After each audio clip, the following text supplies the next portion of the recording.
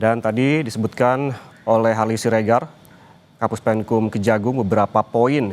Dan untuk membahas hal ini telah bergabung bersama kami melalui saluran Zoom ada Abdul Fikar Hajar, pakar hukum pidana Universitas Trisakti. Selamat siang, Pak Abdul. Selamat siang, Mas. Oke. Pak Abdul, tadi kita sempat mendengarkan bagaimana Kejagung memberikan pernyataannya terkait dengan penyitaan uang hasil tindak pidana korupsi dalam pemberian fasilitas CPO yang jumlahnya tidak main, 11,8 triliun rupiah. Namun ada sedikit catatan di sini adalah ini merupakan pengembalian dan juga disebutkan bentuk kesadaran dari korporasi. Anda menilainya seperti apa? Ya, saya kira ini baru pernah terjadi ya. Baru pernah terjadi, satu perkara baru di tingkat penyidikan, belum sampai ke pengadilan, sudah terjadi pengembalian kerugian negaranya, gitu ya. Sudah terjadi kerugian negaranya berdasarkan perhitungan dari BPKP apa tadi ya. Dan ini baru pernah terjadi, dan ini menurut saya negara diuntungkan, ya. Nah, maksud saya jaksa tidak perlu lagi sulit-sulit nanti membuktikan bahwa tindak pidana korupsi atau tipikornya itu ada atau tidak gitu ya, karena dengan mengembalikan ini adalah sebuah pengakuan yang tegas gitu bahwa mereka mengaku memang bersalah melakukan korupsi yang merugikan negara 11, berapa tadi 880 triliun gitu ya, 11 triliun 880 miliar, Mas, dan seterusnya. Nah, seperti itu. Ini artinya dengan mengembalikan itu sama dengan mengakui bahwa perbuatan itu memang sudah dilakukan. Gitu. Nah, karena itu tadi seperti saya katakan, ini membantu negara dalam hal ini kejaksaan untuk tidak capek-capek lagi ya menyita hartanya para tersangka, kemudian melelangnya, kemudian menjualnya, gitu ya, baru kemudian mengembalikan kepada negara. Jadi karena uangnya sudah tersedia, ternyata sudah dikembalikan dan itu sudah disita oleh kejaksaan, tetapi akan dikemanakan uang ini, gitu ya, itu akan tergantung pada putusan tadi seperti Pak Jaksa penuntutan itu, ya, karena jaksa pun tidak punya kewenangan apa-apa terhadap uang ini. Dia punya kewenangan untuk menyita, oke, sebagai barang bukti hasil kejahatan, gitu, ya. Tetapi dikemanakan uang ini, nah sekarang belum waktunya. Sampai nanti ada putusan yang mempunyai kekuatan hukum tetap yang menyatakan bahwa uang ini dikembalikan kepada negara atau dikembalikan kepada negara untuk kepentingan perkembangan industri sawit dan sebagainya, umpamanya. Nah itu nanti teknisnya itu kembali kepada Kementerian Keuangan, kementerian yang menguasai keuangan hasil penyitaan ini. Dalam hal ini adalah Kementerian Keuangan, gitu. Pak Fikar, tadi Anda sempat menyebutkan juga bahwa ini sebetulnya kejaksaan diuntungkan karena memang ada kesadaran sendiri dari perusahaan ataupun korporasi.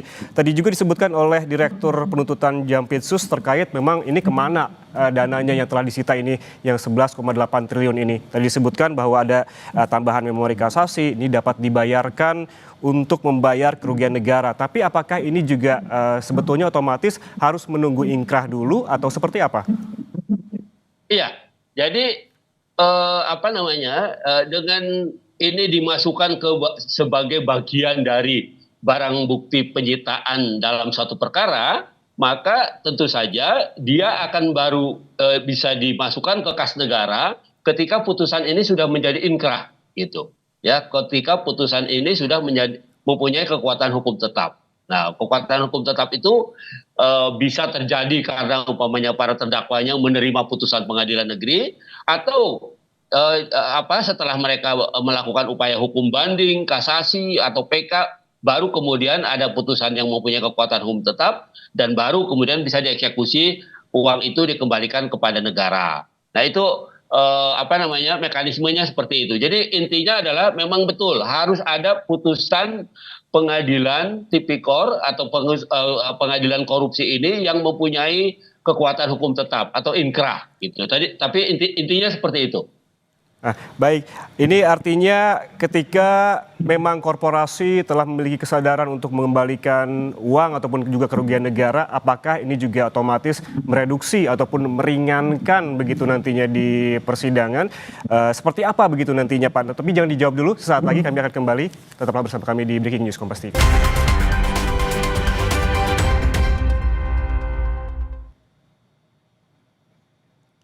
Anda menyaksikan Breaking News Kompas TV, Saudara. Yang Anda saksikan saat ini merupakan visual terbaru dari Gedung Kejaksaan Agung Republik Indonesia, Jakarta, di mana saat ini tengah dilakukan jumpa pers terkait dengan penyitaan uang hasil tindak pidana korupsi dalam pemberian fasilitas CPO dan turunannya dari para terdakwa korporasi Wilmar Group sebesar 11,8 triliun.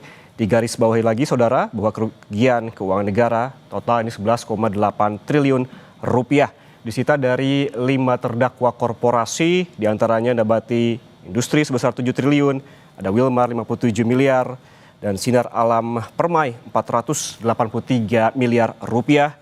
Kemudian ada Multi Nabati 39 miliar rupiah dan sisanya dari Multimas. Dan seperti yang disebutkan oleh Kapus Penkum Kejaksaan Agung tadi, Hardy Siregar menegaskan bahwa barang bukti ataupun uang yang telah disita dan saat ini telah ditampilkan di Gedung Kejaksaan Agung ini merupakan dalam sejarahnya merupakan penyitaan terbesar yang dilakukan oleh Kejaksaan Agung, di mana ini merupakan pengembalian dan bentuk kesadaran dari korporasi. Dan sempat disebutkan juga oleh Hardy Siregar bahwa ini menjadi contoh korporasi yang lain yang tengah berperkara.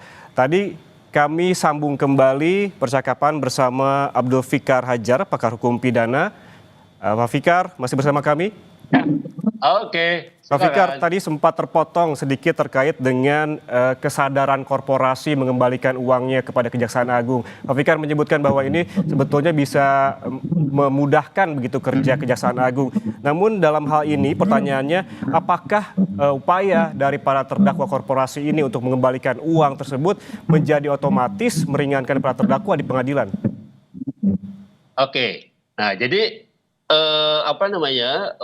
uang yang disita ya itu dianggap barang bukti hasil tindak pidana kejahatan tipikor gitu. Itu dulu ya, itu satu. Nah, kemudian bahwa yang menjadi korban kalau dalam perkara pidana biasa yang korbannya orang per orang gitu ya, penyelesaiannya dengan orang. Tapi yang ini yang menjadi korban kan negara. Ya, yang menjadi korban negara, kemudian negara sudah dipulihkan kerugiannya gitu ya, maka kemudian ini bisa menjadi faktor yang meringankan. Sudah ada di situ nama saya ya. Ya, jadi menjadi faktor yang meringankan. Ini saya baru masuk ada Abdul Fikar Hajar ya. Ya, jadi dia tidak menghilangkan atau tidak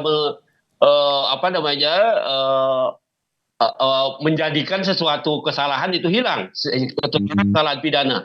Karena ini perkara perdata. Kalau perkaranya perkara perdata, hutang piutang atau pinjam meminjam, maka itu akan bisa melunasi pinjam meminjamnya atau hutang piutangnya. Tetapi ini yang diadili adalah perilaku orang yang merugikan keuangan negara. Nah, kan sekarang kok keuangan negaranya sudah dikembalikan, maka ini akan jadi faktor yang meringankan, tapi bukan faktor yang membebaskan. Oke, Pak Fikar. Baik, ini penjelasannya cukup mudah dipahami begitu kepada masyarakat terkait dengan kasus penyitaan uang hasil tindak pidana korupsi dalam pemberian fasilitas CPO ini, karena memang kerugian negara cukup besar dan disebutkan tadi bahwa ini dalam sejarah merupakan penyitaan terbesar dari Kejaksaan Agung. Terima kasih atas insight-nya bersama kami di Breaking News Kompas TV, Abdul Fikar Hajar, pakar hukum pidana.